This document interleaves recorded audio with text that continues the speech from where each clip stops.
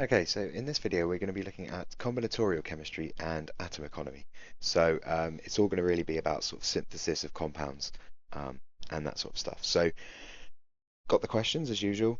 So we've got four this time, but the last three are all kind of related. So the last three are all about atom economy um, because that's sort of the main chunk of this video. Um, since the other part, the combinatorial chemistry, that's more qualitative in the sense that it's the stuff in the storylines. There's not really anything you can calculate and do calculations on for that. Okay, so first of all, we're just going to look at combinatorial chemistry. Um, and essentially what it is it's a process by which chemists can make a wide variety of very similar compounds. So very similar compounds in the sense that they could have, the same functional group, but have different, side groups and things. So a very wide variety of different compounds that are all actually very similar. Um, you don't get much of them in this method. You don't, it doesn't produce enough to actually then go on for manufacturing and things. But what it does do is it allows these compounds to be very easily analyzed, which is especially valuable in medicine for trial medicines or trial, drugs that are going to be used as medicines. Um, it allows you to produce lots and lots of compounds that are very, very similar and then just test them very quickly and easily. And it's all automated as well. So that's essentially the overview of it. And what I've done is I found a video on YouTube that basically explains it. It's an RSC video. So what I would like you to do, I've put the link just below this link. So on Moodle, you should just see a link under this WM video saying combinatorial chemistry. If you click on that, it should take you to the video. And what I'd like you to do is just watch it and make some notes. And you don't really you don't need to know the process in detail. You just need to know kind of what the process is and why it's done. You don't really need to know how it's done or anything like that. Just what combinatorial chemistry is and why it's used, essentially. Okay. So if you stop it here, watch that video. It's only about 5 minutes. Make some notes and come back to here. Okay, so hopefully that was clear enough. If you are still a bit confused, obviously write some questions down to bring to class, but also there's more information in your storylines books on this. So if you go to the correct section, the WM, I'm guessing around WM6 or 7 it will be in, there should be some details on combinatorial chemistry in there as well. Okay, so what I've done is I've just put together a quick sort of visual depiction of what's going on, of how we can describe it. Um, just so it might make it a bit easier for some of you. So if we had, three alcohols, okay, we've got three different reaction vessels. So this is reaction vessel 1 up here, then 2, and then 3. Okay, just separated by these dotted lines. And we bind these alcohols or whatever the compounds may be to like a resin bead. So you have like a linker group, and you have this resin bead, and you attach your compound to that.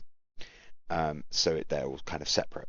You then just add your reagent. So for this case, it would be the first carboxylic acid, and you add your second carboxylic acid to the other set of 3, and your third carboxylic acid to the other set of 3. So you have 3 reaction vessels, 3 carboxylic acids, 3 alcohols, but you will actually get 3 esters from here. Okay, obviously from carboxylic acid 1, alcohol 1, alcohol 2, alcohol 3, it's going to make 3 different esters, which would all be bound still to their resin beads. Then would have here ester 4, 5, and 6, obviously, because we've still got a different combination. And then finally 7, 8, and 9.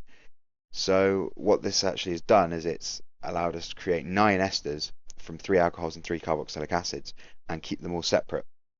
And then you can then test them very easily. Now, it could be that they're all just in separate reaction vessels, like you saw in the video, but they can all be in the same reaction vessel, these 3, just bound to these different links here, these different beads, because then they can be cleaved separately and tested.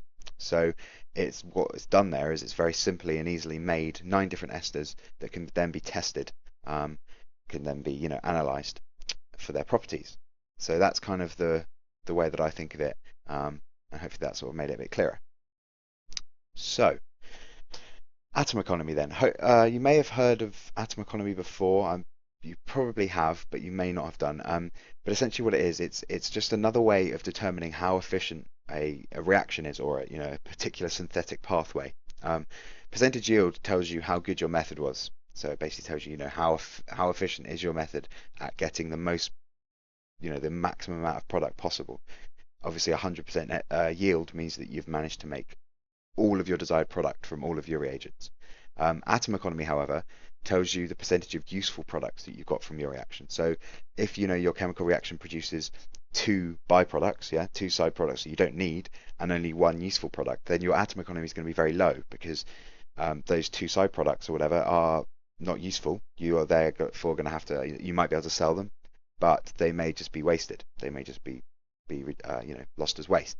So we calculate it by the percentage atom economy is equal to the relative formula mass of our useful products divided by the relative formula mass of the reactant used. So it's basically the mass, the relative formula mass of useful products divided by the relative formula mass of all the reactants that we used, and obviously times it by 100. So an example here then, can you calculate the atom economy for the reaction to form 2-chloropropane? Yeah, so 2-chloropropane. What's the atom economy, percentage atom economy for producing 2-chloropropane? And I've got the little equation there again. So pause it here, calculate that, and we'll go through it. Should be nice and simple. So 78.5 is the molecular mass of 2-chloropropane, and then 96.5 is the molecular mass of all of this. So for HCl and for the alcohol here. Obviously, we don't include the water over here because the water isn't a useful product. That's not what we were setting out to produce. So this has an atom economy of 81.3%, which is good. I mean, it's decent, but it's not 100%. Yeah, it is obviously possible to get a atom economy of 100%, but that just means that you only create useful products. So how can we do that then? So some reactions will natively give higher atom economies than others. And you need to know how to arrange these four reactions in order of increasing atom economy or decreasing, it doesn't really matter, but we'll just go with increasing atom economy. So have a think about these reactions and what they actually entail. Okay, so elimination, rearrangement, substitution, and addition. Okay, what do they actually entail, just the chemical reactions themselves, and how would that affect an atom economy? So have a think of that, and we'll go through it. Okay, so elimination is obviously going to be at the bottom, right? That's going to be the least efficient. It's going to have the lowest atom economy because it's essentially one compound going and forming two or more. Yeah, so it's groups being lost from one compound. So say B was our useful product. We've also made C. So A has gone to B and C. So that's not that efficient, okay? Because obviously this is our molecular mass, and we're going to dividing only this small value here by whatever this was. Then we have substitution, which is sort of the next highest, and this one will depend on the thing that's the product that's being made that's useful and the one that's not useful. It will depend on their relative masses to each other on how efficient this is, because it's obviously A plus B gives C plus D. So it's just a switching around. We've still got the same number of reactants and products on each side. So it will all depend on the molecular mass between, the ratio of this and this. Yeah, if this is very low, if the molecular mass of D is very low, like it was in that other example where we just lost water, then the atom economy will be quite high, over 80%. Whereas if the molecular mass of your non-useful product is very high compared to the molecular mass of your useful product, then the atom economy will be very low. And then finally, we have rearrangement and addition, which is the highest because for a rearrangement, we're just going from A to B. So we're just rearranging our compound. We're not losing anything, we're not gaining anything, we're just rearranging the way that the groups are formed.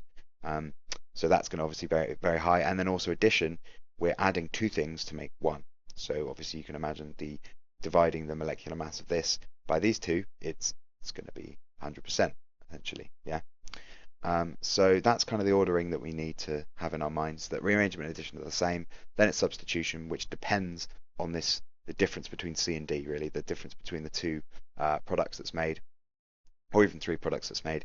And then elimination, which is always going to be the lowest. Pretty much always going to be the lowest.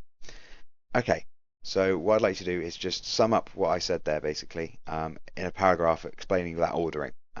You can rewind, listen to what I was saying again, but just a quick paragraph explaining the reason for that ordering.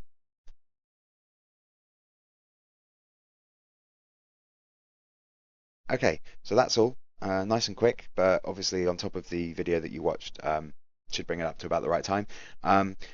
So what is combinatorial chemistry and why is it used? Explain the term atom economy. How is atom economy calculated? What is the difference in atom economy between elimination, substitution, addition, and rearrangement reactions? So hopefully you can do those quite quickly.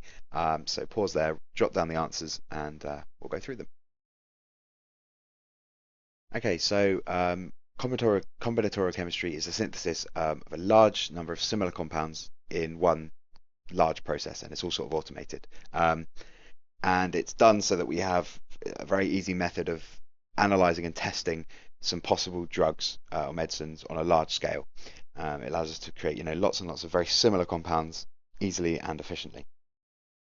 Atom economy is the percentage of useful products in a reaction, and it's calculated by the relative formula mass of the useful product divided by the relative formula mass of the reactants times 100.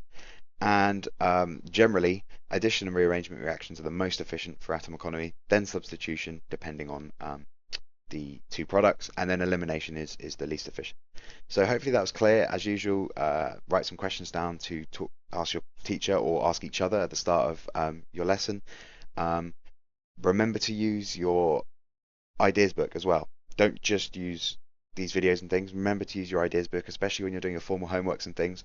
Make sure you use those ideas books, yeah? Because if it's something that you can't remember that we covered, don't just try and do it off the top of your head. Always use those textbooks because they usually have everything you're looking for. So, yeah, good luck, and I'll see you next time.